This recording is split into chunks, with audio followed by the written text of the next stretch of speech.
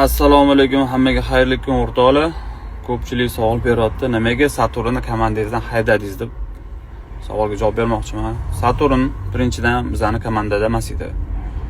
Chisti bunga podдержка bo'lish uchun mana shu oxirgi musobaqasiga komandamdagi bo'ldi, yordam berdi. Mana shu oxirgi musobaqasiga tayyorlanish uchun. Saturnga men trenerlik ham qilgan joyim yo'q. Endi chisti ustozlik ko'radi, gapi addushi. O'zi yomon bola emas, yaxshi bola, lekin jinniliklar ko'p. O'shaning uchun ham bilasizlar, men mana bunaqa PRga, har xil jinnilikka qarshiman.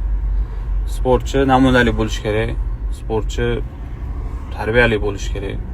Kecha gaplashdim o'zi bilan ham, Og'abek bilan qatnashish to'g'risida, bo'sh qilish to'g'risida. Agar o'zini to'g'rilasa, xarakterini yaxshi bola bo'lsa, har xil mana bunaqa videolar qilib chiqmasa jinniliklar, xudo xolasa yaxshi bola bo'lsa ko'ramiz.